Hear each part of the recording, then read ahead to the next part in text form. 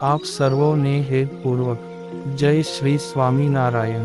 આજની સત્સંગ કથા વાર્તા નિજ મંદિર સાવરકુંડલા।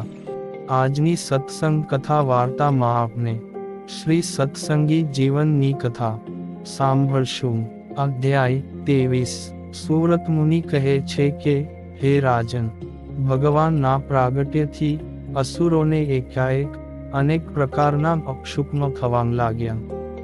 કોઈના હૃદય કંપવા લાગ્યા, તો કોઈના ડાબા નેત્રો અને ડાબા હાથ ફરકવા લાગ્યા। આવા અશુભ લક્ષણોથી પોતાના શત્રુનું પ્રાગટ્ય થયું છે એમ જાણીને અસુરોએ અનેક કૃત્યાઓ ઉત્પન્ન કરી। હે રાજન, ક્રોધ પામેલા અસુર ગુરુ કાલિદત્તે પોતે વશ કરેલી એવી ભયંકર આકૃતિવાળી કોટરા આદિ કૃત્યાઓના ગણને છપૈયાપુર પ્રત્યે મોકલી। તેમને હાથમાં અનેક પ્રકારના આયુધો ધારણ કર્યા હતા। ભગવાન શ્રી હરિને પ્રગટ થયે હજી 6 દિવસ જ થયા હતા। મધ્યરાત્રિનો સમય હતો।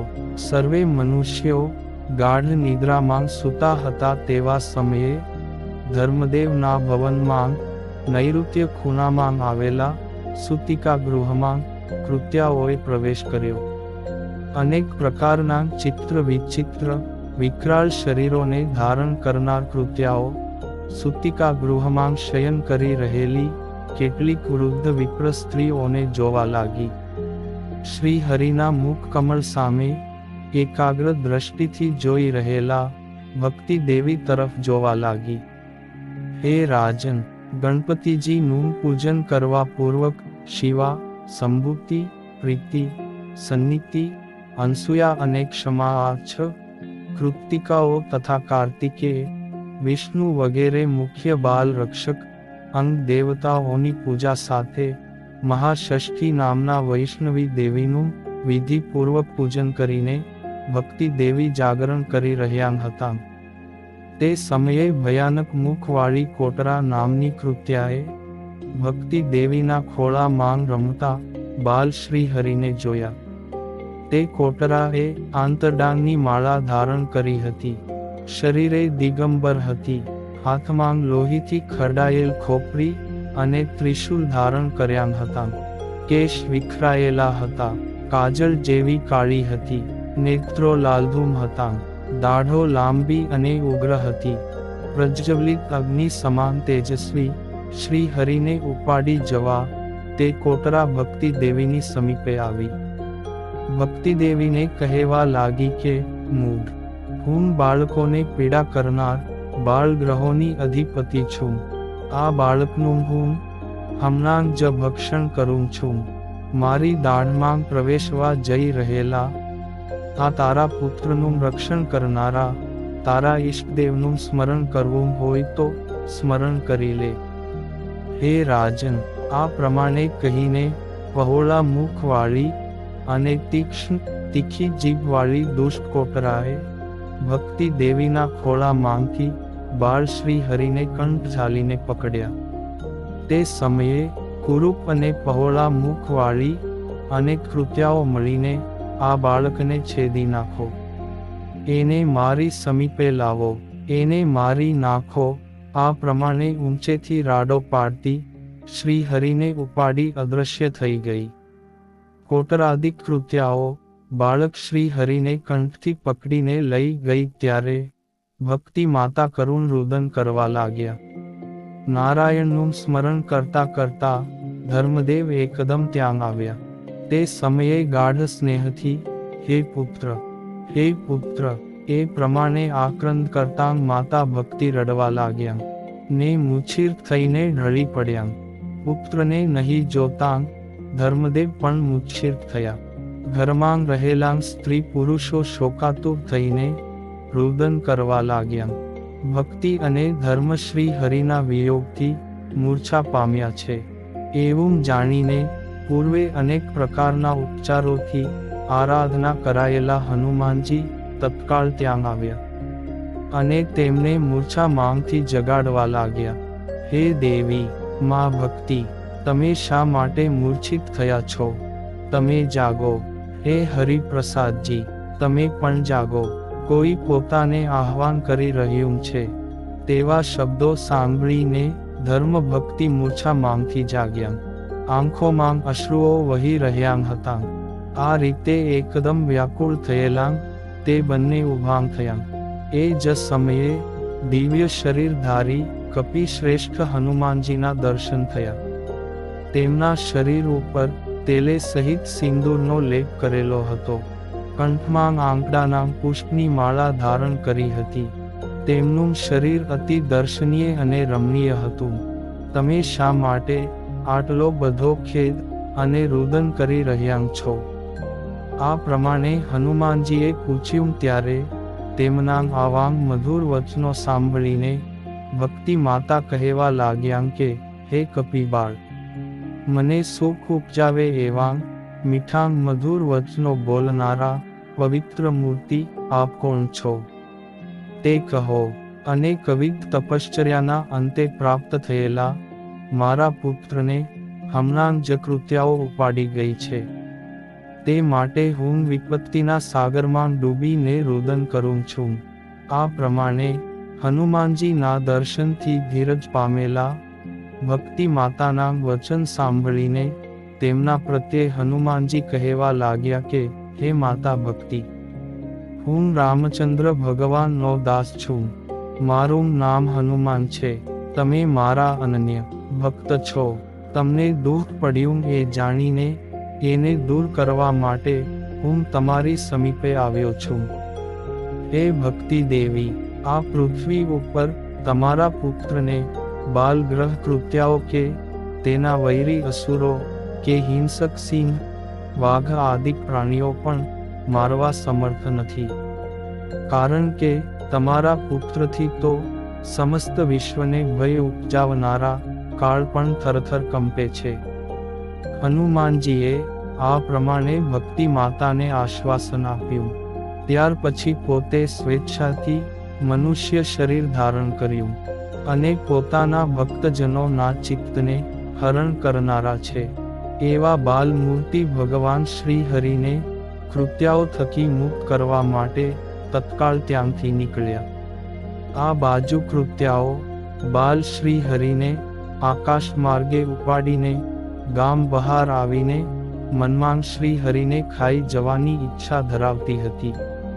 પણ બાલ શ્રી હરિની અગ્નિ સમાન કાંતિયુક્ત દ્રષ્ટિથી કૃત્યાઓના રાક્ષસી શરીરો બળવાન લાગ્યા. તેથી તેમણે તત્કાળ શ્રી હરિને નીચે પડતા મૂક્યા. જે શ્રી હરિ પ્રગટ થયા તેને આજે 10 દિવસ પણ થયા નથી, માત્ર 6 દિવસ જ થયા છે.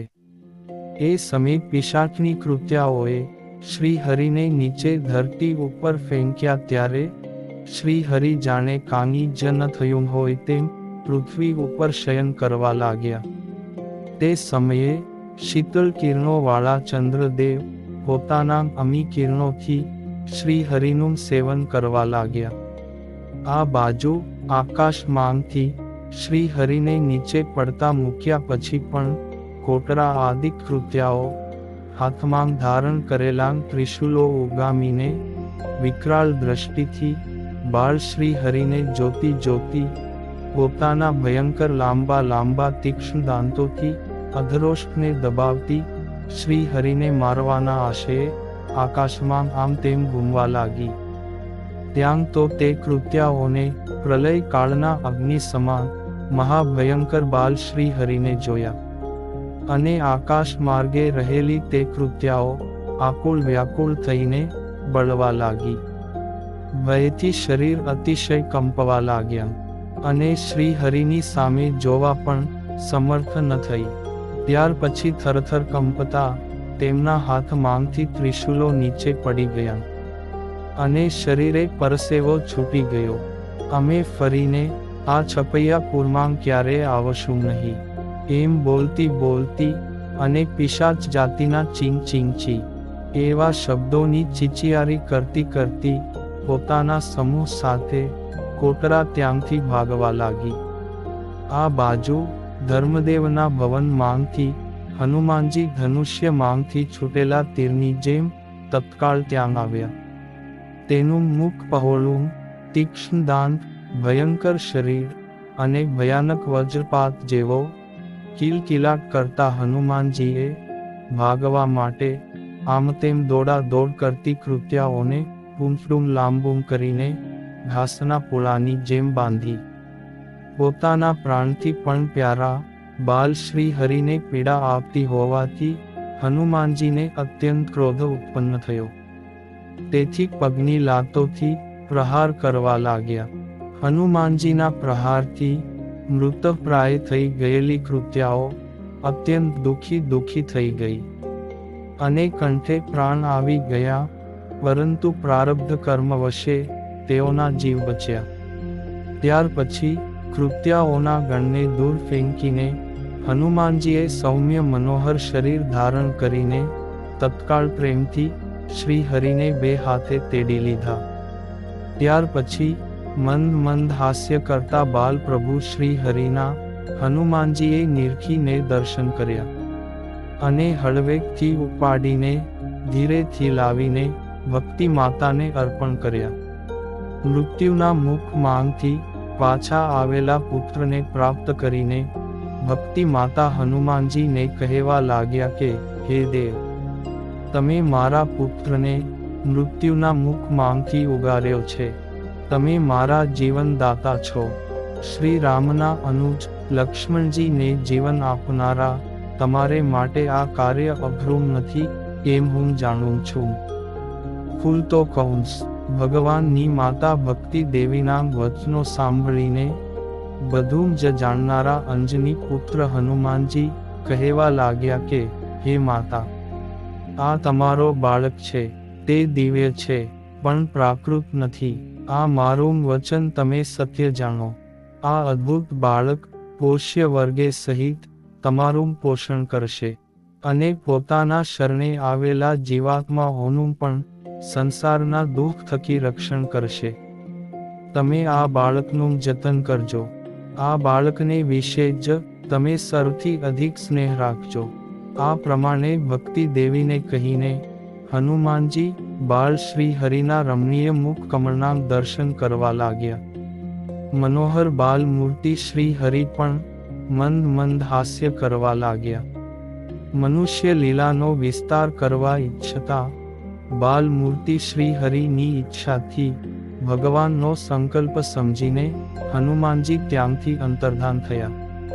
આ રીતે હનુમાનજીનું સામર્થ્ય નિહાળીને ધર્મ અને ભક્તિ અતિશય આશ્ચર્યમાં ડૂબી ગયા અને લૌકિક બાળકની જેમ પોતાના પુત્રને પણ નવું જીવન પ્રાપ્ત થયું છે એમ માનવા લાગ્યા. અને આ અમારા બાળકની વાયુપુત્ર હનુમાનજીએ કોટરા આદિ કૃત્યાઓના સમૂહ થકી રક્ષા કરી છે. આ પ્રમાણે ધર્મ અને ભક્તિ અતિ આશ્ચર્યપૂર્વક જન સમુદાય સમક્ષ કહેતા હતા. જે દિવસથી હનુમાનજીએ પોતાના બાળકની રક્ષા કરી તે દિવસથી ધર્મ અને ભક્તિને હનુમાનજીને વિશે પરમ ભક્તિની વૃદ્ધિ થઈ અને વારંવાર પોતાના સંબંધી જનોની આગળ તે હનુમાનજીનો મહિમા કહેવા લાગ્યા. અને તે જ દિવસથી આરંભીને તે દંપતી તથા તેમના સંબંધી જનોએ પણ દર શનિવારે પ્રેમથી કુલદેવ હનુમાનજીનું દર્શન અને પૂજન કરવા રૂપ વ્રતનું નિયમ ગ્રહણ કર્યું. હે રાજન, ત્યાર પછી ધર્મદેવે કૃત્યાઓએ ઉત્પન્ન કરેલી પીડાની શાંતિને અર્થે વેદોક્ત મંત્રોથી શાંતિ કર્મ કરાવ્યું અને સુમધુર ભોજન વડે ભૂદેવોને તૃપ્ત કર્યા અને નારાયણ કવચનો જપ કરવા લાગ્યા.